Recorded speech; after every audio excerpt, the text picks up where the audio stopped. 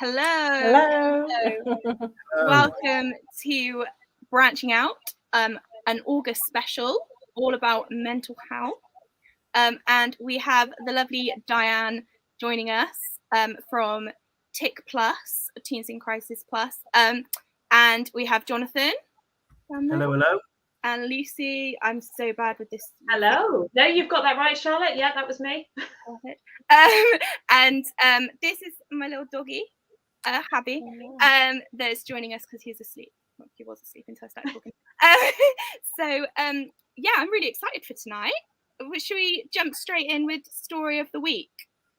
Yes, let's do that. So it's not kind of necessarily a news item that kind of plucked from the obscurities of the BBC website, but it's all about, and this past, I don't know, 3 or 4 weeks, it's all been about athletics, sport, aquatics, and gymnastics, which I still find unbelievable.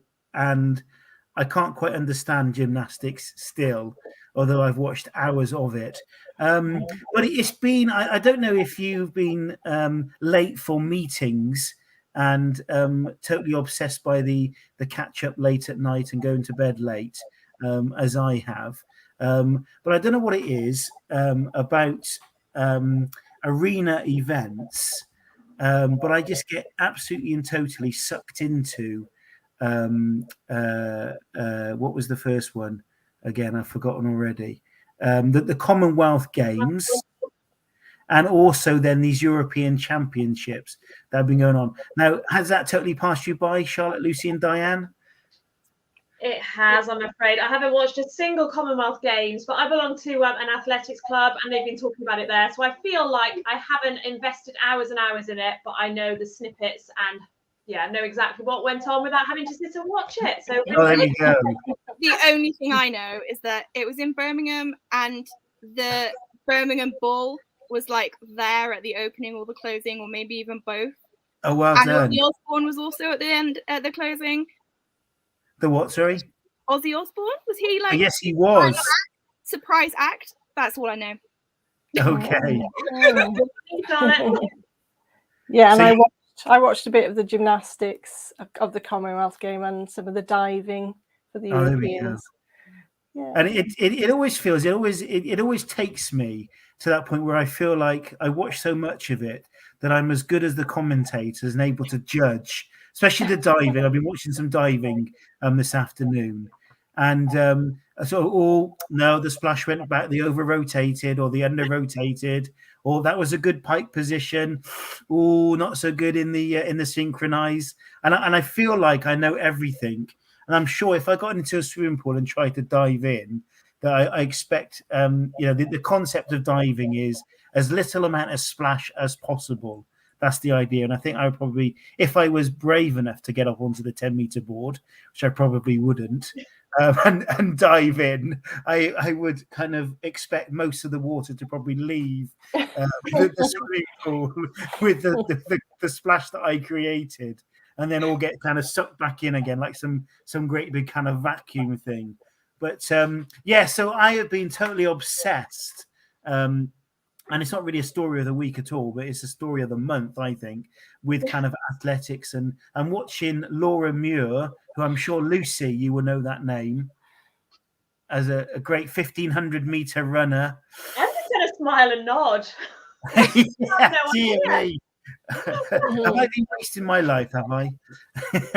But winning the 1,500 meter again and being European champion. So that's my story of the week. Laura Muir, the amazing, fantastic gold medal European champion. There we go. I feel like at the next Commonwealth Games, we're either going to see you competing or you are going to be commentating on there. Here first. I might get. No, there was actually no. Hey, this is actually big news, because if I did win a medal, and let's just pretend for a second, I'm not going to totally reveal my age. I am under 50. Currently, I probably wouldn't be. Diane looked totally shocked then. She thought I was way older. Diane, appreciate that. But even at the point of the next Commonwealth Games, which I presume is every 4 years, that I might be over the age I've just mentioned. But I wouldn't be if I won a medal. The oldest winner of a medal, apparently, I think I got a feeling it was in the bowls. Yes, I even watched bowls on the Commonwealth Games. Jonathan, have you moved from your sofa at all this summer? I've been on holiday. I've been away. The Commonwealth Games? We did watch some of it actually when we were away.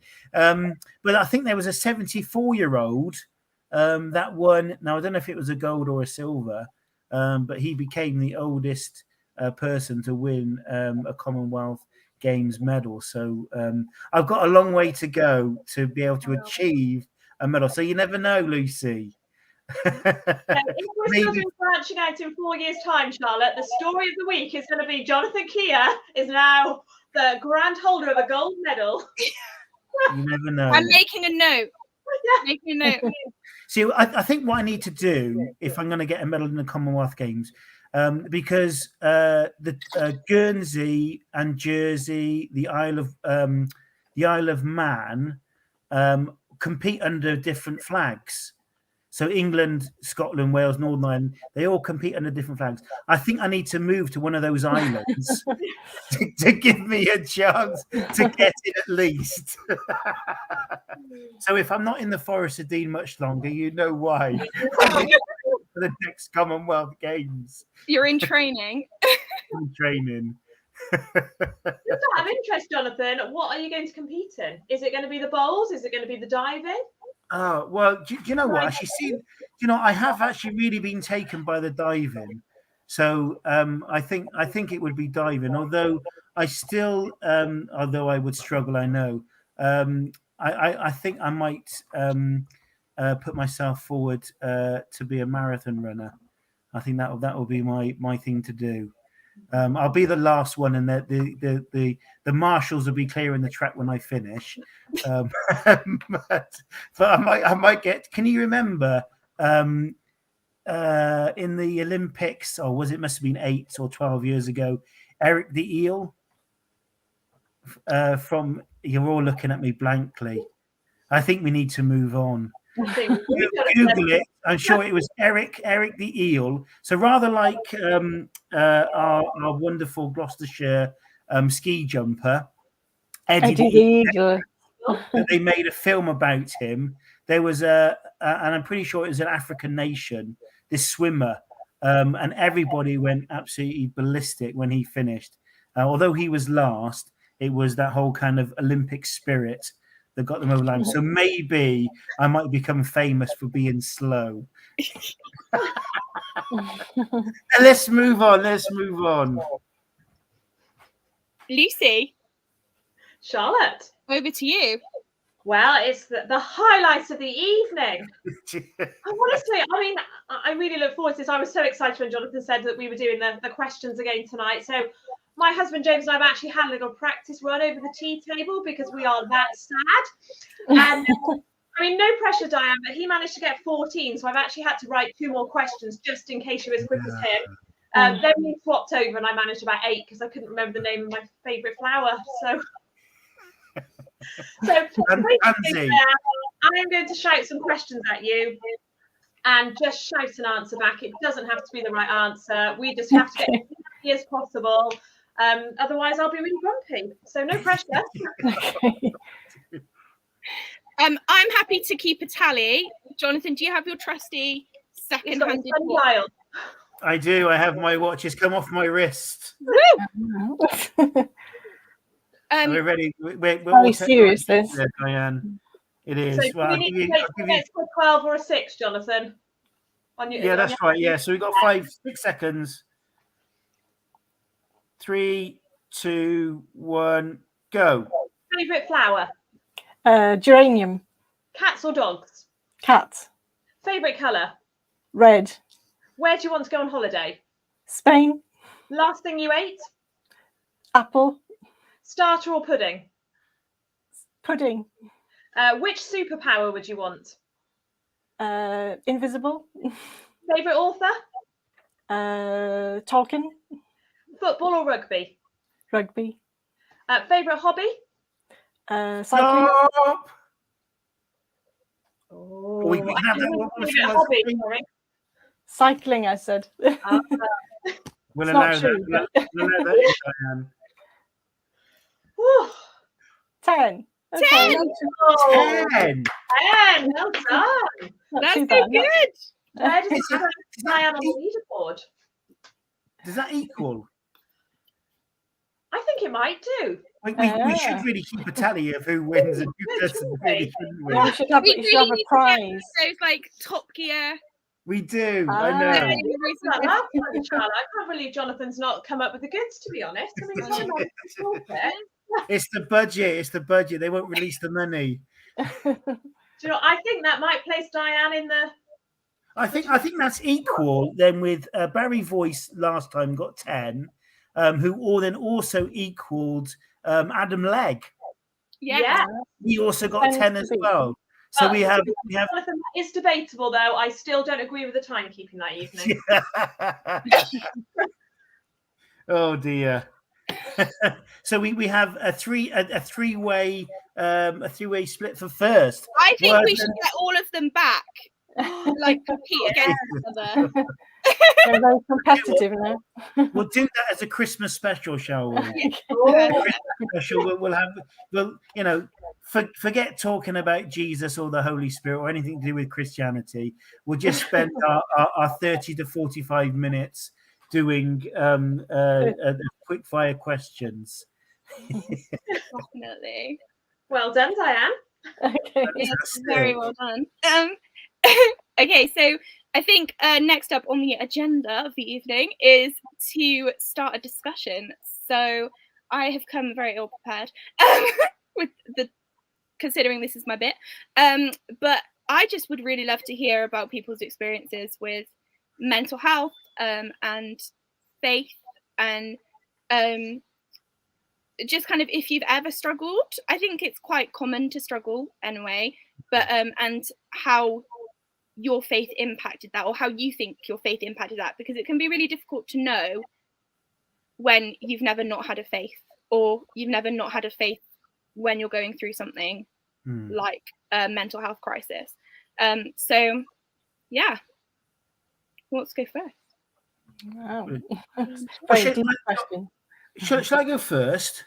Yeah. And talk about, and if I say talk about me, so I grew up in the very extreme late 70s and 80s, and I think in society mental health was never really talked about, and to be crude about it, I think there was that whole idea that mental health it was the mad person, and it was never really discussed as normal to have mental health.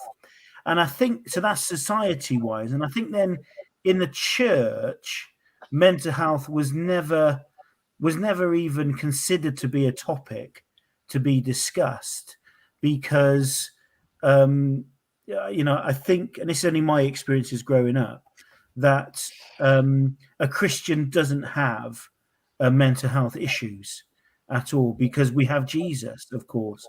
So therefore, how can we have poor mental health? And I think in a good way then, as time has gone on, the 90s into 2000s, and maybe the last 5 or 10 years, there's been a recognition that within society and then within church, that it is perfectly normal to have issues, poor mental health, and it be perfectly normal, and it not be something that you're obviously a bad Christian. Because I think it's that concept, isn't it? If I have poor mental health, I'm a bad Christian. And so I think for me, there's been a real learning curve, an understanding of generally mental health. And then I think when I look at and think about myself and think about times where I've struggled to and if I say and use the idea of function, I guess it's not in the sense to get out of bed or to be able to perform tasks, but just that tasks that I would consider normal to do take so much longer to perform because I just can't be bothered, and it's kind of almost this and I think I would probably have called it stress at the time, but you look back and you go, actually, no, I think I had, I wasn't in a good place mentally on that respect.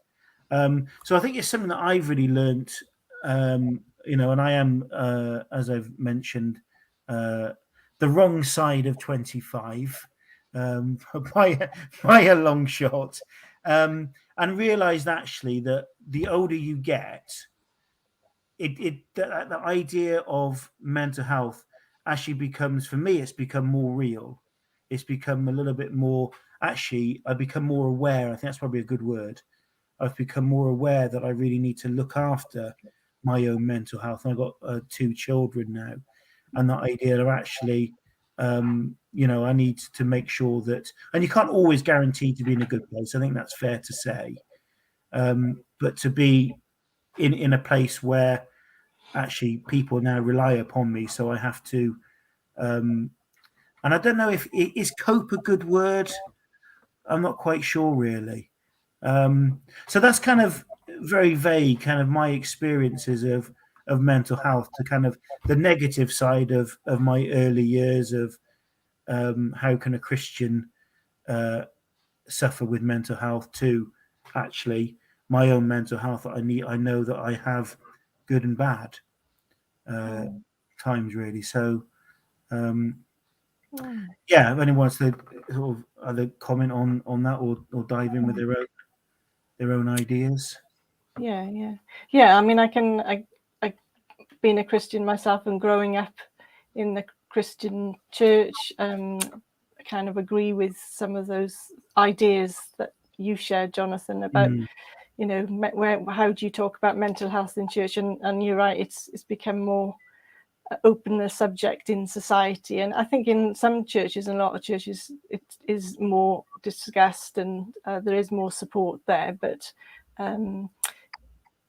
perhaps we're not quite there yet to support people fully, but yes, and that kind of almost, okay, you can't have mental health if you're a Christian because of your faith, but it's kind of remembering that we live in a fallen world. If you've got a headache, or if you've got a cut, or something that else physically wrong with you, you don't hesitate to try and sort that out and go to the doctor, put a bandage on or plaster on a cut, so it's kind of thinking, okay, well, you've got a body, you've got a mind, and you've got emotions, as well as a spirit, so they're kind of all part of us. The spirit bit is something that we as Christians kind of have got an extra aspect to ourselves that we believe in, don't we? But all of that makes us human, and all those parts need looking after, and they all kind of interact with each other. So if your body's not very good, it's going to affect maybe your spirit and your mind and your emotions and your mental health, and vice versa. So it's kind of finding that balance almost, I think, looking at all those aspects of a person and making sure that they all are kind of being looked after somehow, and learning how to look after all those different aspects of you as a person. I think that helps. Yeah, no, thank you.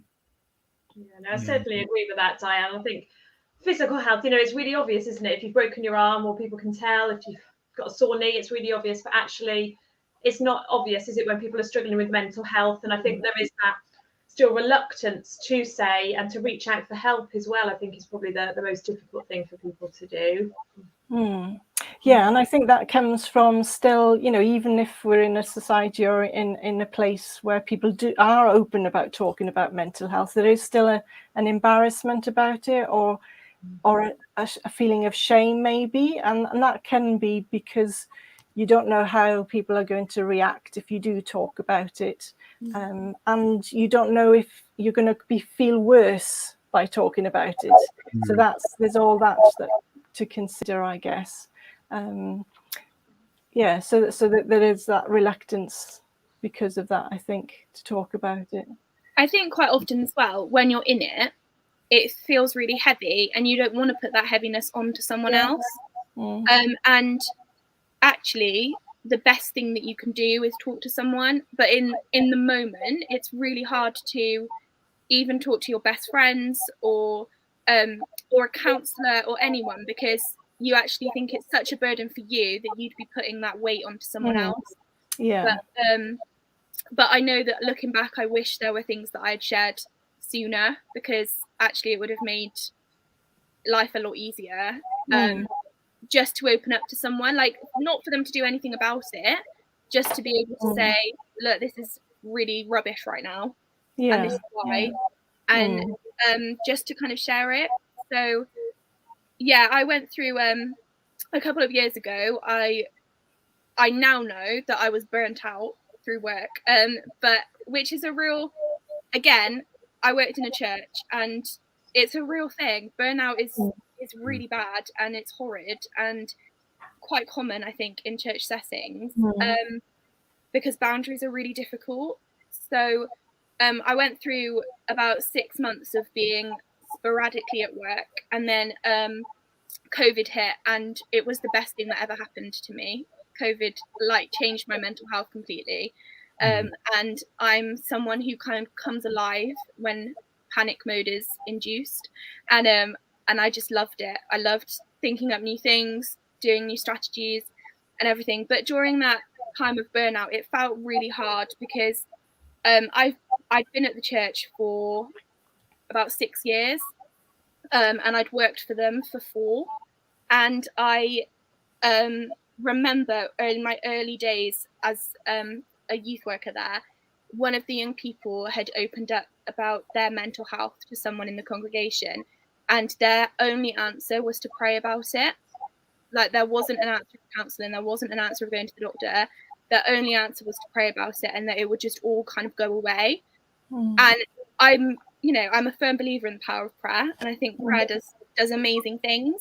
But I also think that God has provided counselling, and God has provided doctors with the ability to treat things like mental health for a reason. So for me, opening up to people at work was really difficult when I was struggling. I kind of just went on until there was no way that I could function anymore on what I was doing. And luckily, everyone was lovely and it was fine. And when I did share, I was met with love and grace and compassion, and it was really, really great.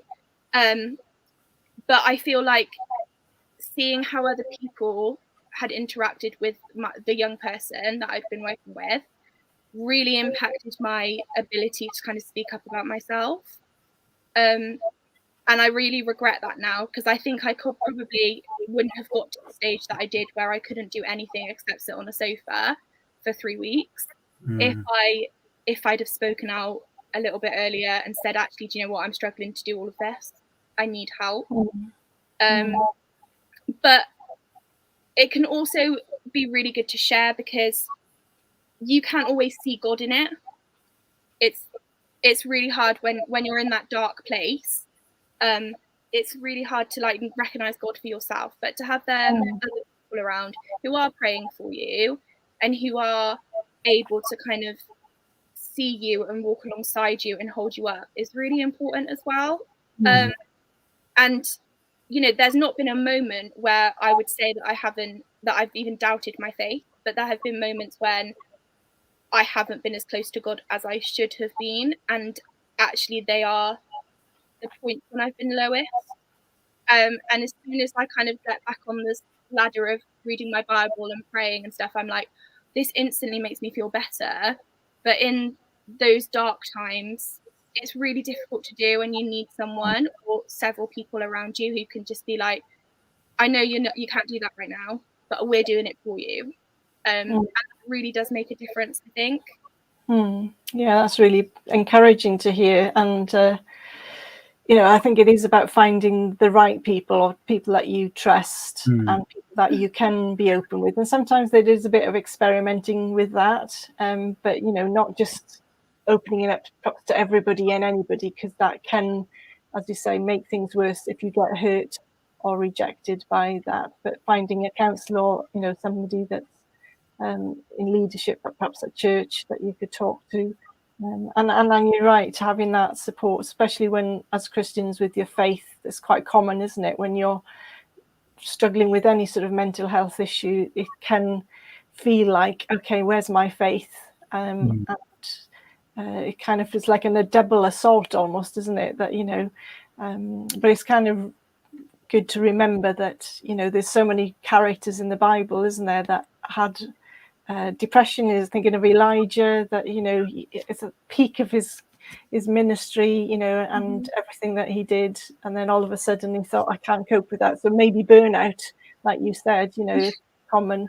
And Job, everything he went through, he was the most righteous man in the Bible, so as far as we are aware, and how much he went through, and that was kind of, God was allowing that as a kind of a test, if you like, and he came out at the other end, knowing God in a bigger, better way. So it is about kind of going through stuff sometimes, isn't it? And realizing that, okay, God's never going to leave you or forsake you. It's kind of remembering that. And it's about trusting God completely, no matter what. And that's easy to say when everything's rosy, maybe. But, it's being aware that everybody has different challenges at different points of their life, and that's okay, and we're all human, so we all fail and we all make mistakes, and it's learning, things like forgiving ourselves, maybe forgiving others. That's all part of the Christian walk, isn't it?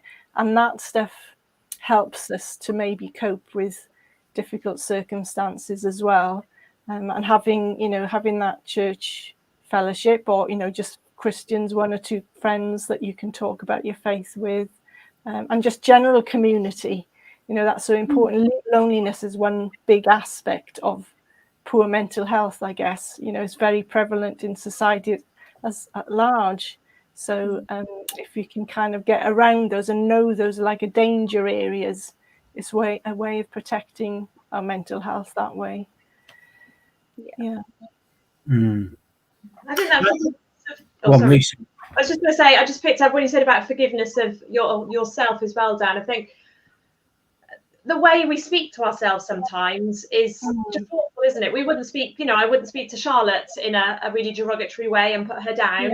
Yeah, I'll do it to myself. And I think, sort of in those more difficult times, it's really difficult to be looking outward, isn't it? That actually you can become a bit into yourself and actually start thinking the worst about yourself and thinking, well, they're all saying it about me as well. And I think that it's hard, isn't it, to be sort of loving to yourself in those situations as well. And I think that's where you need that support network around you, or just having friends that pick up and say, oh, actually, you haven't been as chatty as you normally are. Is everything okay? And I think there's that temptation, isn't there, that we're British and we like to keep everything closed, don't we? And yes, everything's absolutely fine. And I think that it's so important to have that group around you that you can be really open and really honest with, and those friends that don't just take, yes, yeah, I'm fine, and move on, that actually do really care about you and want to find out how they can best support you.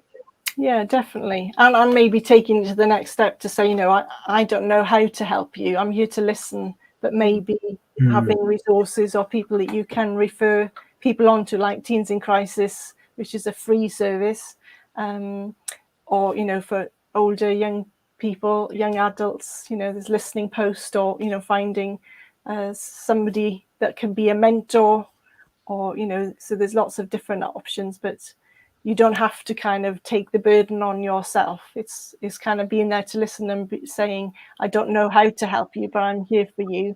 But I know a person that can, if you like.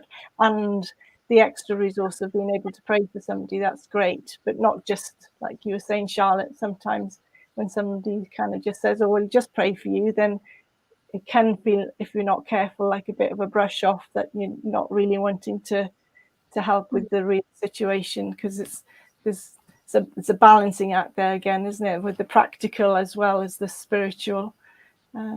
Yeah. The talking about it is so important as well, isn't it? Because when we keep things bottled up, we always think the worst then, and the situation's 10 times worse in our head, isn't it, than when we've actually talked about it, but talked about reasonable solutions as well, I guess, to things. Yes, yeah, definitely talking. Counselling or therapy is all about talking usually, and again, the Bible talks about seizing every thought, taking captive every thought, and that's part of CBT, a type of therapy that's not Christian necessarily, but it's kind of got that foundation of how we think affects how we feel and how we behave. There's a kind of a chain there, there's a link there. So if you can, it takes practice actually to stop and think, okay, what did I just say to myself? Is that kind of healthy? Does God think? It's kind of almost checking, does God think like that about me? Does my family or friends think that about me? Where's that thought coming from? Is it negative? Is it doing me any good? Is it helpful? If it's an unhelpful thought, it's kind of finding a way then of changing that around to something that maybe not completely superhero sort of thinking, but just looking at things a bit more realistically and thinking, I'm not completely bad. That's a lie, isn't it? I'm not 100% bad. I've got some positive things about me as well. I've got some skills, I've got some talent, I've got some good features. So it's kind of focusing on the positive a lot of the time when we're thinking negatively, and that can either lift our mood to kind of help us to do something more positive as well, to maybe make us more sociable, get involved with more community stuff. And then there's a chain reaction again, isn't there? Rather than getting stuck inside ourselves and being too introspective, looking inwards so much, and again, that's part of the Christian faith, isn't it? Being introspective. We want to do that. We want to look at ourselves and we want to take it to God, but it's kind of not being doing that too much when we are kind of struggling with things. It's sharing it with other people as well. So to kind of look at it, the kind of the other side, and obviously we're hopefully reaching young people through this little kind of podcast kind of thing, and you're a Christian young person, and whether they're a Christian or not, and a friend kind of comes up to you to say, if I say the kind of the whatever of, I'm really struggling with my mental health in X, Y, or Z. Are there any? Obviously, we mentioned kind of signposting, and like I say, whether the friend is a Christian or not. Are there? I don't know if there's a necessarily a list of things, but things definitely not to say to your friend who comes to you, and then obviously things to say in a very kind of practical sense. Now, heat of the moment, it's always difficult to say, oh, what was it that I'm supposed to say or not say on that respect. And I guess, obviously, if the friend feels that they can confide in you, obviously the relationship is to a point that they feel they can trust you with the answer. But that kind of, that feeling is always kind of, oh, I don't, if one of my friends said that to me, I don't know what to say, therefore I would, panic. But just to give us a little bit of guidance, I guess. Yeah, I mean, the big thing is to listen. So not to worry about what you're saying, almost just to listen. And there's lots of different stories of people just saying, "Oh, I sat next to somebody on a bench, didn't know them from Adam, and poured my soul out." It's almost like when you don't know anybody and you think, "Okay, I'm never going to meet this person again. I can share, everything without worrying about what they think about me." But if you're going to a friend, and a friend kind of says, "Oh, just tell me how you're feeling. It's just about just tell me, talk to me," and just being there to listen to them. And it's about being empathetic, we call it. So just trying to put yourself in their shoes. You know, how would you feel if you were like that? It's remembering that. It's not being judgmental. So, you know, not saying anything critical or because it's going to make them clam up. So yeah, just being very open, maybe. And we talk about open questions. So, you know, not kind of being very directive, just kind of being there and listening openly. Yeah, so that, I don't know, things you shouldn't say is probably don't want to even go there, perhaps. They are perhaps just to come out too easily sometimes. But I guess it's that feeling that, you know, you're not going to solve the person's problems. No. So that sense of, you know, the idea of you know, giving advice. Yeah. Oh, you need to do this. Oh, you need to do that. Yeah. Actually, that's you know, because I mean, I'm probably one of them. You know, these problem solvers in the world that feel somebody's come to me with a question, therefore they want my advice on what they should do. Yeah. And actually, that's not what it's about. No. Although sometimes it can be easy to go, oh, what you need to do is, actually, as you say, it's that just being there and listening. Being there listening, and those open questions, open-ended questions. Yeah, and asking, you know, what do you think? What do you think is the best solution? You know, what do you think? So, you know, it's about kind of enabling, we call it, enabling the person to find their own solutions. So it can give somebody the answer. They'll be coming back all the time, won't they? You'll be the source of you're going to be their problem solver, and they're going to come to you all the time, and they're not going to grow. They're not going to grow in confidence, in strength, in wisdom, all those things. Just like a child, you know, and if you're bringing up a child, you know, you might, when they're very little, you give them the answers, but then you're going to start weaning off that, and you're going to try and encourage them to find their own solutions within guidance and boundaries. But so you're trying to build self-esteem and empowerment. Those are big words, by just listening and helping them to work out the problems for themselves.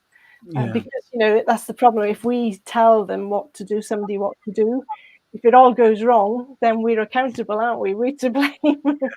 So, you know, you want to stay away from that. So, and that takes the pressure off.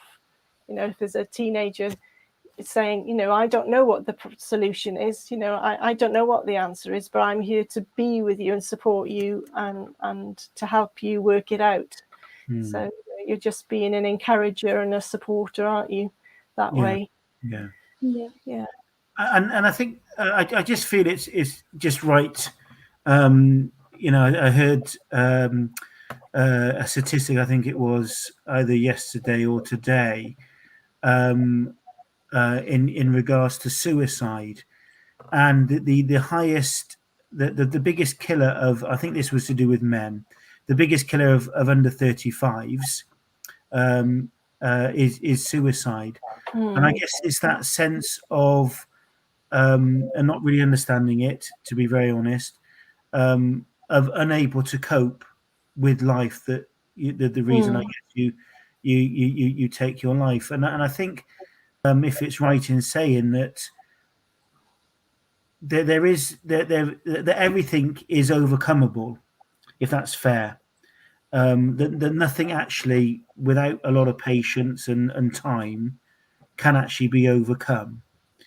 If that's correct, and I guess that sense of, if a young person, if anybody, I guess, is in a position where they really are in a desperate place, that isn't where their life is going to be forever. It might feel it's going to be in that place forever. So, I'm not quite sure what I'm saying, but this is a statement or a question.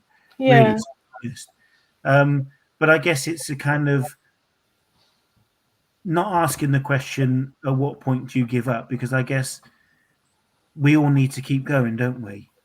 Yeah, it's about giving hope, I guess, isn't it? That's what, especially if you work with teens in crisis and you're dealing with young people that feel that way, that, you know, they can't find a reason for living. It is about finding the hope, you know, even if it's a small thing, you know, like Charlotte had her pets there earlier, you know, often young people might say, oh, you know, I feel like this, but I wouldn't do that because I couldn't leave my pet, or I couldn't do without not seeing my mum and dad, or I couldn't, do without my siblings, or it's finding something that, they couldn't imagine living without, and building on something small, just a little bit of hope, and just enough hope for today. It's just enough for today. It's not looking, if you can't see too far in the future, or if that looks really bleak, then it's just, enough hope for today, and it's one step at a time.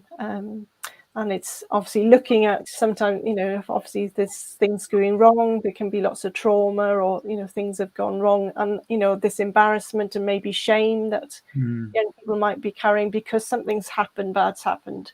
It's almost, is talking about those things to almost not normalize, we use that word, but, to make it feel not such a big deal when you talk about it. It's looking at the solutions together, and looking at options together, so that it doesn't look so bleak, doesn't look so dark, that there is hope. That's the big thing, isn't it? Yeah. To encourage that. Yeah. Absolutely. No, thank you for that. I was just going to ask Diane, if there are any young people that are struggling, how would they go about sort of accessing and speaking to Tick Plus? Yeah, so young people can refer themselves into Tick Plus just by going onto the website, and they can do that and probably go onto a waiting list. But there is a Tick text chat service that they can access as well, which is sort of an after school hours. So they can go on there without referring. They can just turn up and just say, can I chat with you, with a counsellor, for 15 minutes, up to 50 minutes. They don't have to do 50 minutes, and just talk. There are other organisations out there that work 24/7. So there's an organisation called Shout, which again is like I think you can do telephone, but it's text chat as well, and you can ring them up at any time. There's obviously Samaritans, that's available for young people as well. Young Minds is a good one. Lots of advice on their website that we access as well, and they've got helplines, etc. If you go to the Tick Plus website, there are lots of national organisations that you could use to signpost, but also there's local organisations as well.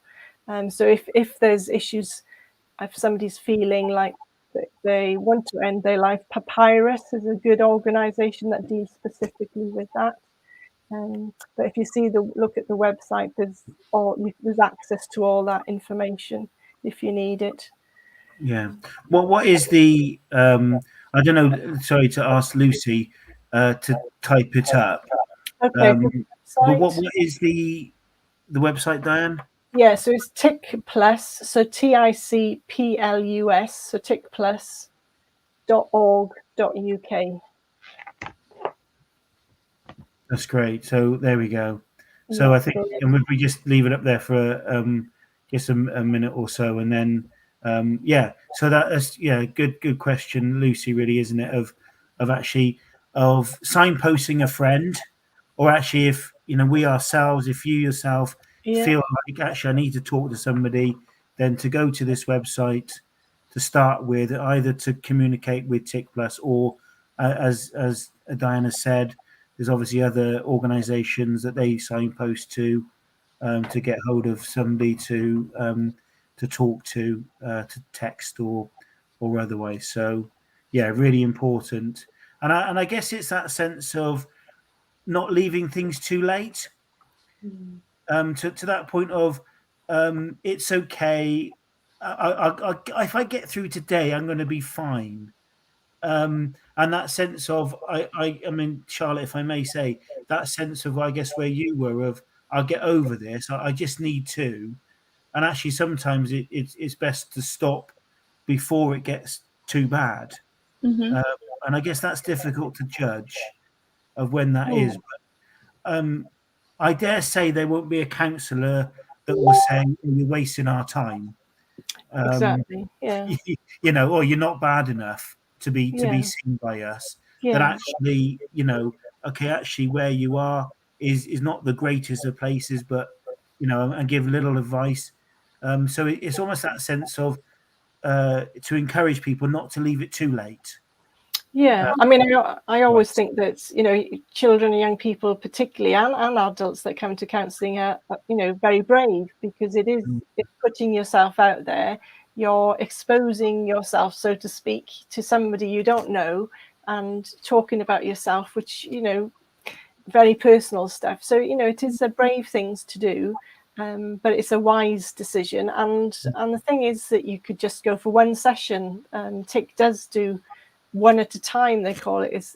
They just offer one session, and that may be all that you need. You just talk to somebody, and somebody might say, I think it looks like you're coping. You've got all the resources you need, but it's just good to let it all out. Or it could be that then they decide that more sessions are needed. So there's no kind of commitment if you ask for counselling from anybody or talk to anybody that you have to go back. You can always just say, okay, that was enough for me.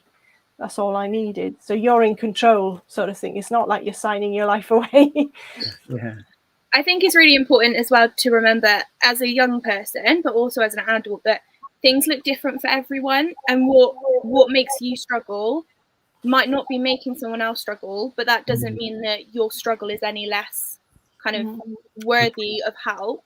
And also what the solution is to help you cope isn't always going to be the same as someone else's solution, and that's okay as well. I think if you require 12 counselling sessions and a friend of yours only had one, that isn't a bad thing. That's just, we're all made differently, we're all made unique, and it's really important that we do the things that help us and not compare ourselves to other people.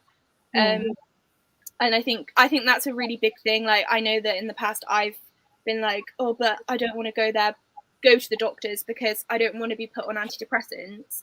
And actually, antidepressants were the best thing that happened to me. But at the time I was like, I don't want to do that. I don't want to do that. That's what they did to my friend, and I don't, like, she had a bad reaction. I don't want to do that kind of thing. But actually, if you're honest about how you're feeling and you're honest about what works for you, then it can be really great, and it can be a really positive spin compared to how you feel at the moment. Brilliant. Yeah, and the other thing to remember is that there's different types of counselling. Now, I work with young people that do telephone counselling, video counselling, text chat counselling, as well as face-to-face. So there's that, just depends how you feel more comfortable. It's face-to-face.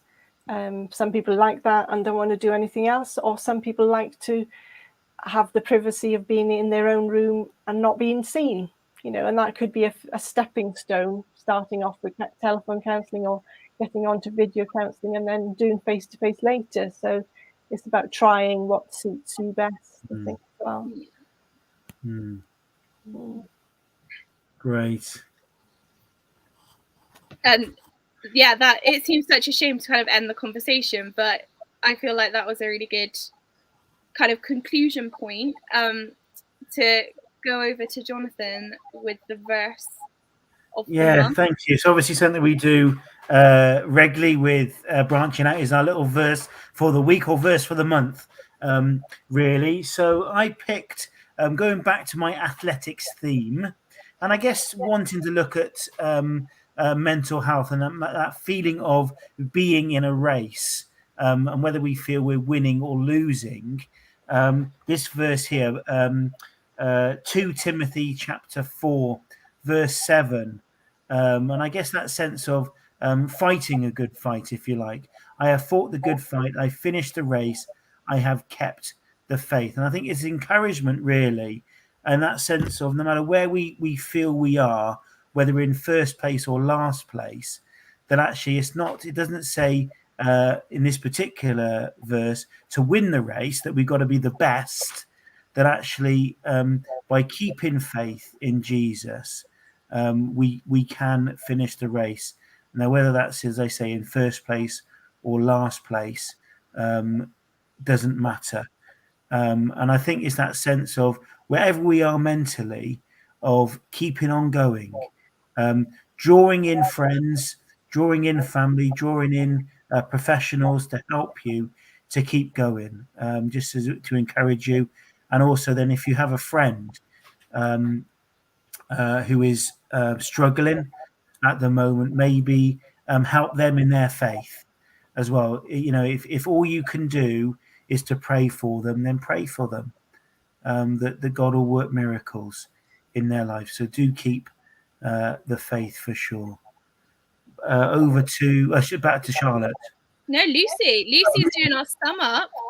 I think you're right, Charlotte. It's been really interesting this evening. I found that really useful just to hear sort of people's own personal experiences and in terms of a professional approach as well, Diane. So thank you. Well, we began the evening by meeting the newest addition to Charlotte's house. Has he disappeared now, Charlotte? Little Harry? He has, yeah. Bedtime for him. Yeah. So yeah, we began by meeting Javi, and then we moved swiftly onto the athletics, where Jonathan has been glued to the sofa for the whole of the summer. I think he even took his telly on holiday with him. But we all know a little bit more about the Commonwealth Games now. It turned out the three of us really didn't know much at all, but Jonathan knew quite a lot about it. I now know who Laura Moyer? Yeah. Laura is? Yeah. I think Jonathan let us into a secret that he might be turning 50 very soon. I don't know. I just picked up on that. When he wins his gold medal in diving in 4 years, he still will not be the oldest to win a medal, as that's held by a 74-year-old on the bowling green. So, Jonathan, we know you're not going to be representing the Forest of Dean, but some obscure little island somewhere, just so that your chances of winning and getting selected are a little bit more. We move then on to the quick fire questions, where Diane now has joined the top spot with 10 correct answers. And we know that Diane would like to go and visit Spain and perhaps do a little bit of cycling while she's over there. We moved on then to the discussion of the evening, and I think we all agree that actually mental health hasn't always been talked about. It has been quite a taboo subject in the past. There is that assumption as well that as Christians we have it all together, so we're not going to be struggling with our mental health. Actually, we've chatted through that this evening, and I come to the conclusion that actually mental health is more widely recognised now. It's more talked about, and I think we've all got a greater awareness of actually the need of looking after our own mental health in the same way that we would look after our physical health.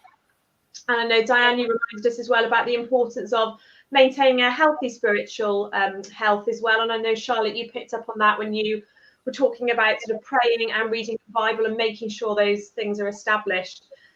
Just the importance of opening up to others and talking to people, just having that relationship of trust, that we know that God is always there working for us. And even in those tough times, it can be really hard to trust. Actually, that's so important to do, just to be clinging on in all those circumstances. Speaking out the truth about ourselves, I think we've reminded ourselves that's really important, to be focusing on the positive in the same way that actually we would be speaking positively to friends of ours. I think, again, I was just reminded of the importance of community and having that support network around you. And if a friend comes to you, just listen to them as well. Just put yourself in their shoes, that think how they might be feeling. Don't try and give them all the answers, but actually just be there as an ear, to not judge, but just to enable people to make their own solutions. Well, I know, Diane, you were talking about saying, well, what do you think as well in that situation? Diane's kindly signposted us to Tick Plus as well, and there's lots of help out there for anybody that does need it. And we've just been reminded that actually there is always hope, and it might just be a little small thing like having a cupcake or playing with Happy or going out in the park, but actually there is always hope, and by starting on those small things we can start to piece it together in the bigger picture then. Brilliant. It's been a long, Charlotte. So I feel like that was a very long sum up, but I feel like we should have just put you on to say that, I think, today. That's been great. Yeah, we've loved. I thought this has been fantastic. I think it's so important that we speak about these things. So thank you guys for joining me, and for coming along in August as part of your holiday to join us here. And we will be back in September with a regular branching out, which will follow on from Branch, which is the first Saturday of September, I assume. Yes, the Good. The 3rd. Okay. third. So hopefully we'll see you on the 3rd of September. Otherwise, we will be back on the 9th.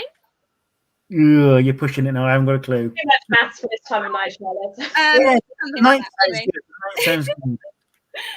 So thank you, guys. See you soon. Thank you. Bye. Bye. Bye. Bye.